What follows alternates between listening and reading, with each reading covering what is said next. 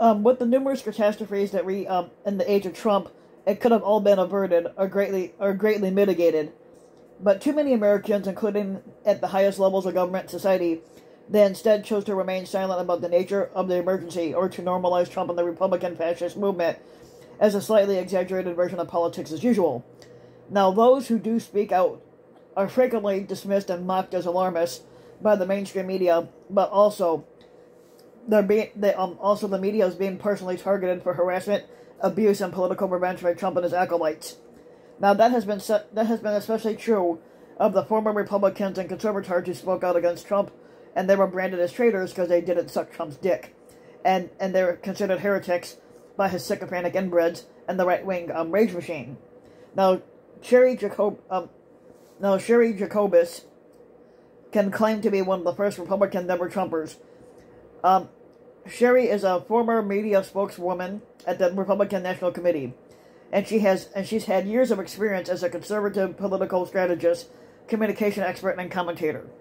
Now, Jacobus is the founder and president of the political consulting and PR firm Capital Strategies PR. She has made numerous appearances on CNN, Fox, MSNBC, CBS, PBS, and ABC, and among many other outlets. Her opinion articles have been featured in USA Today, The Guardian, The Hill, The Daily Beast, The Daily News, and elsewhere. Back in 2016, Jacobus unsuccessfully sued Donald Trump for defamation, claiming that his public attacks on her had resulted in her losing millions of dollars due to her professional reputation and other harm. Now, in this conversation, she discusses how the American news media and the rest of the country's political class normalized Trump and boosted his candidacy in search of ratings, money, access, and power. She explains why so many leading Republicans and right-wing elites ultimately supported Trump, even when they knew that he and his sycophantic inbreds represented an extreme danger to the country. Now, Jacobus reflects on questions of accountability and penance for conservatives who betrayed their supposed principles and enabled Trumpism, and argues that many of the Republicans who have testified before the January 6th committee are now being celebrated as patriotic heroes and are actually self-interested actors who should not be trusted. At the end of this conversation, Jacobus cautions that the Republican Party cannot be redeemed or rehabilitated, and that Democrats and the public must act accordingly if American democracy is to survive.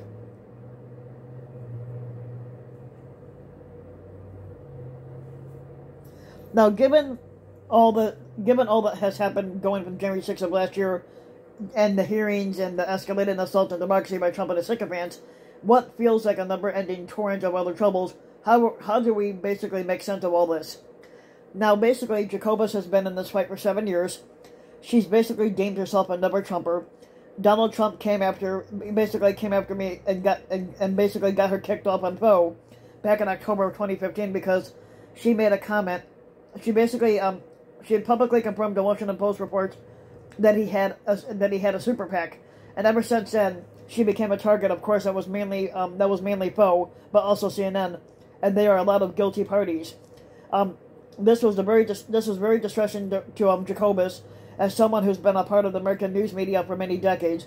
You know, she has a healthy cynicism about politics and political media. But you know, they're in it for the ratings. You know, people aren't going to be perfect, but you still expect some basic level of decency and ethics. And she was shaken to the core real early on with how the news media normalized and amplified Donald Trump. Now, all these years, it's still going on. This is immensely fucking disappointing. Donald Trump and these right-wing extremist Republicans and the bad guys more generally are winning, and have already won bigger than we ever could have feared. Now, what was everybody's feelings about the January 6th Klan hearing attack? The hearings have been a blockbuster. They exposed the breadth and depth of the effort to overturn an election, overtake our government by force, and impose a type of government never seen or experienced in America. It should have not taken a year and a half for us to get this information. We came close to losing our democracy, and we are still in peril.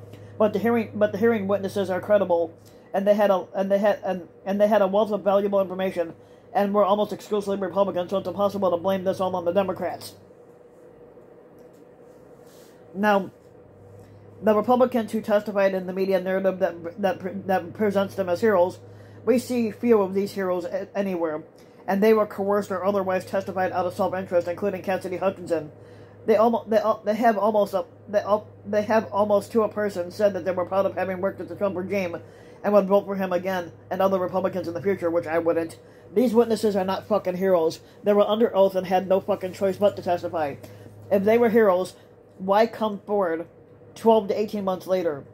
Cassidy Hutchinson even tried to go to work for Trump at Mar-a-Lago up to January 6th. If the coup had succeeded and Trump had forced his way back into office, these people would all still be with him, and they were saving themselves.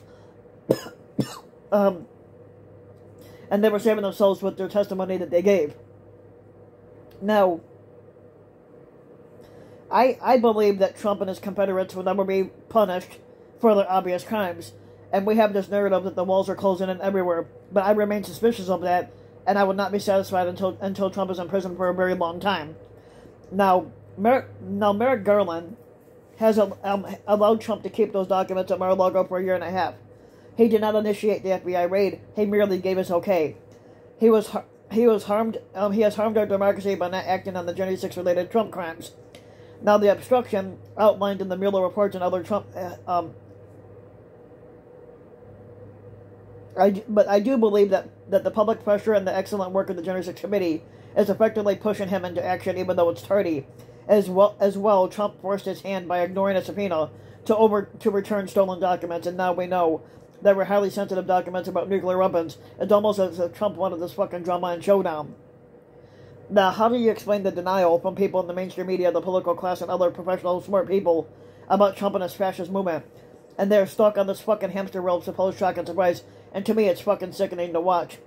Now, everybody in the American political establishment and those circles in Washington knew what Trump was: a liar and a cheat and a con man. And this includes the Republicans in the media. They just didn't think he was going to win. They thought they were going to have their fun. I have never been a Republican Party supporter, but the day after they Jacobus left the Republican Party the day after they nominated Trump, and people kept asking me, why are you doing that? He's going to lose, and we're all going to pull back together. I didn't want to sit at that table. I couldn't imagine being in a strategy meeting to people who have ever been fine or accepting of Trump. And when he was installed as dictator, I was already well along in my decision to leave the Republican Party, which is what Jacobus did. She didn't need to wait to be convinced. She already knew how bad it was and how bad he was. We basically try to call it corruption on both sides of the aisle, and there are number Trumpers who I believe are frauds. Maybe they started out doing the right thing along the way, and it turned into a grift. Basically, I welcome everybody, no matter what party you support. But that includes people who worked for Trump and changed their minds, or maybe they just, for the sake of history, wanted to end up on the right side. I don't trust the people who have always been very successful in politics and media, and who flip-flop back and forth, and claim that they didn't know how bad Trump really was when they knew he was. They knew how bad he was. They were just trying to get something out of Trump, and when it didn't work, they backed off. Now the professional centrist types and the Beltway careerist people are some of the worst offenders in terms of being in perpetual denial about Trumpism and what that man and his movement did to the country. They truly believe that a return to normal is possible. Now, even though we can say that they're in denial, but it doesn't mean that they are. They all know and have always known what Trump really is. They put their finger in the air to see which way the wind is blowing, and you would not believe all the messages I have from people who work professionally in politics and media who never thought that he could win and they opposed him. But when those same people turned around and got online, they wanted to keep their TV contracts and the lobbying gigs. They wanted to keep their places as a cog in the wheel. Where else were they going to go? They saw what happened to me, which we're talking about Sherry Jacobus here. The professional politics and media types don't want to take the risk of being retaliated against and punished. Now, to the people in the media and political classes and among the public, they argue that the best way to defeat Trump and his fascist movement is to ignore him, and that taking away the attention will weaken him, and actually didn't. You can't ignore Donald Trump. He is too fucking dangerous, but one of the main problems now is that Trump has successfully said to his sycophantic inbreds, only pay attention to Bo, Breitbart, and Newsmax, 3 fake news channels. He basically says everybody else is fake news, they're all lying to you. Trump lied to us for years, and also Bo, Breitbart, and Newsmax are also liars. And once you put those tens of millions of people in an information vacuum with their blinders on, we are going to end up in a very dangerous territory as a society. The Trumpists and Republicans and others who follow him don't care about democracy and a good society. It is tribalism. All they care about is fucking winning, and they would do everything they can to cheat to win. They like their white supremacy. They like the misogyny. They like the fighting and chaos, and they like the idea of beating up on people they view as being below them or too different from them. His sycophantic inbreds also like the feeling of belonging, the feeling that they are part of something bigger than themselves, and it makes them feel smart and strong when in reality they're weak and stupid. Now, in their minds, being maggot and in Trump world gives them a sense of importance and identity that they may have never felt before in their entire lives. Now, there are other people, however, if they had accurate information about reality, the news, and politics more generally, they might change their fucking minds about Trump. And those people are in information silos. The Republicans and other members of the right know that once you put people in this information silo, blocking them off from accurate information, you control them. You control what they know. They think that they're informed because they spend a lot of time in those spaces consuming information, which they're really getting disinformation. Now, some of these persuadable voters can be pulled away from the Republican Party and Trump, but close elections are won or lost on those margins. Now, with Sherry Jacobus, who's a Republican insider, how do we explain this version of the Republican Party and how did it come into existence? When Sherry Jacobus first started out in politics, she worked for this guy named Bob Michel. He was a House Republican leader at the time, and there was this weird right-wing fringe element here and there in the party and conservative movement, but they were nowhere near as prevalent as they would become years later. When the Republicans started taking over Congress in the mid-1990s, these fringe elements got more powerful, and they were part of a coalition, and they were going to get something as part of that bargain with the Republican leadership. That fringe became stronger until it was able to bully and drown out the more reasonable voices in the Republican Party and the conservative movement. The extremists are not interested in compromise with the Democrats to advance legislation. That would be in everyone's interest. They just want to win at any cost, and basically they want to do everything they can to fuck over the Democrats. Did Trump transform the Republican Party, or did he just give them permission to be their true selves, as ignorant as they are? Trump boiled that frog slowly. There are Republicans who say and believe things and tolerate behavior now because of Trump that they would not have done 10 years ago. More generally, Trump and his sycophants were able to move Republican voters to become more extreme, and what they did is really a type of brainwashing, for lack of a better word. The news media is also to blame for this discord and extremism. When Sherry started out in politics, 80% of the Americans were more or less in the center, or slightly to the left or right of it. But the news media got to a point where they only wanted to highlight the conflict between the extremes on either side, and they wanted drama. They wanted fights. Sherry used to be on TV all the time, but what happened is that Foe would only want her to come on, only if she stuck to a certain talking point and had a far right-wing perspective on a given topic. Now, Foe usually wanted catfights. They actually used that language. Foe wanted that drama, and if she was not sufficiently right-wing or wasn't going to say the thing that would cause fireworks and draw eyeballs and create controversy, they weren't interested. A reasonable moderate that actually knows her stuff, especially if she's a woman, was not something Foe wanted. So they started dumbing down the entire political debate drama. The cable networks more generally do that now. The result is that the public has done a disservice and are not in a position to really learn what is going on in politics in the world from the 24/7 cycle news. Now, what about Republican colleagues who made the bargain with Trumpism? What was their calculus? Did they just want money and power, or was it an ideology or something else? Some of them reasoned that Trump was going to be nominated, so let's back him. Others didn't jump on board with Trump until he won. Others backed Trump because they wanted to fit in and still be able to go to their monthly Republican Women's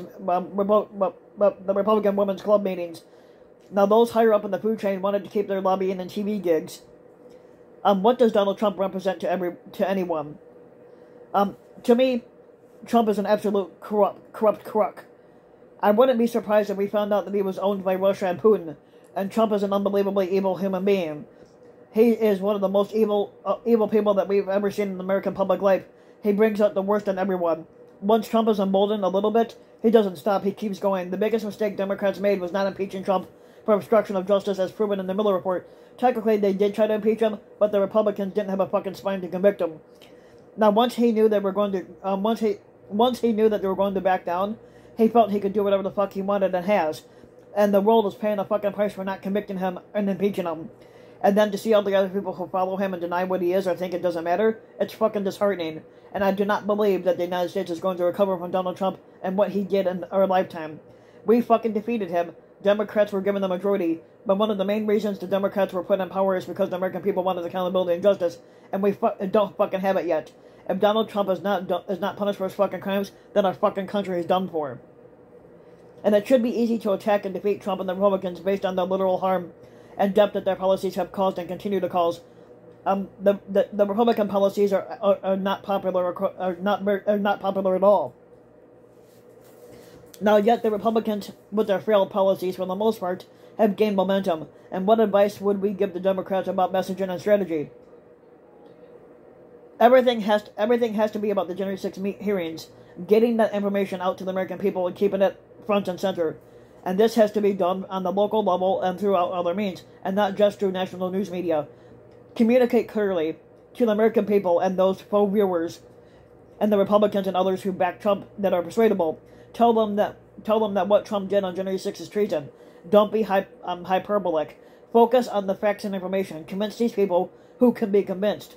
Don't fight with people who you're never going to convince. Tell these Republican persuadables that this is no longer the party that you're once a part of. Don't shame people because they've been Republican for 40 years. Convince them that the party that they're with now is not what they think it is. It's not what they remember or even voted for. I guarantee you that many of these people are in the information silo and do not understand how much the Republican Party has changed for the worse.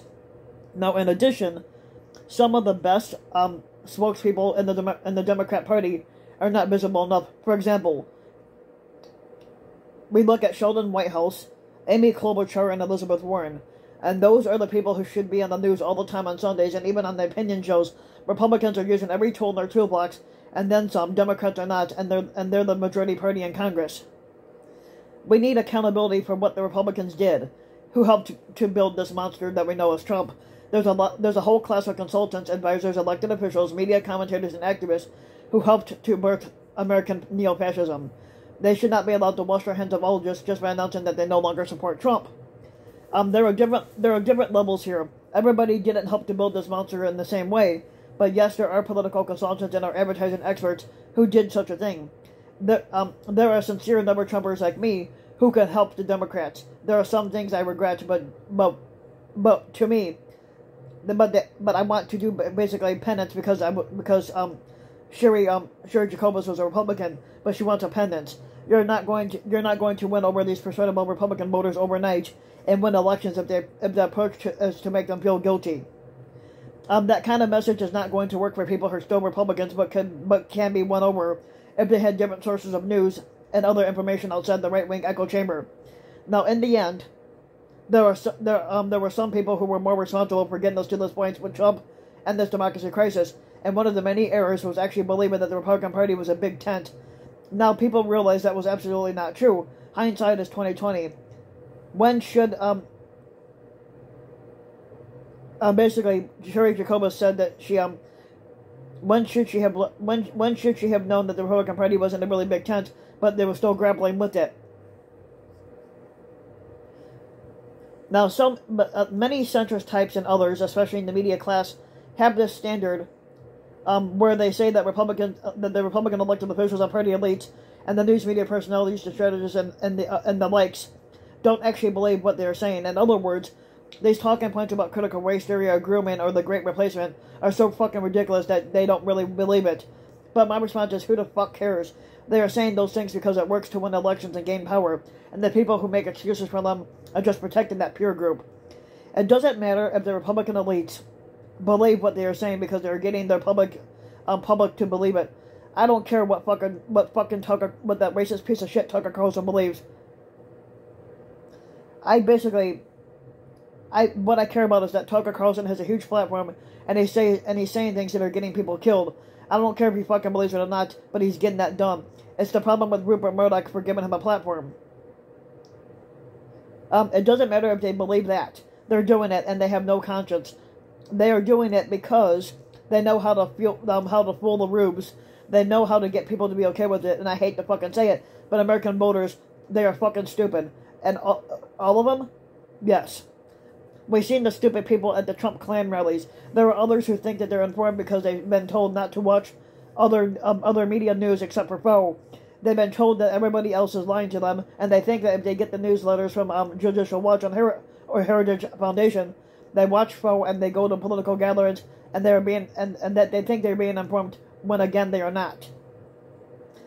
Can the Republican Party be rehabilitated or otherwise saved? I basically say no. Basically, Jacobus left the party the day after they nominated Trump, and she had been an RNC spokesperson. She worked on Capitol Hill for years, and she had been a lobbyist. She was a TV pundit, all of it. She left the party because she knew it was over. Is the Republican Party salvageable? No, it's not. And it wasn't even salvageable even if Trump had lost in 2016. Her fear is that the Democrats are still pretending that the Republican Party can be saved, which they can't.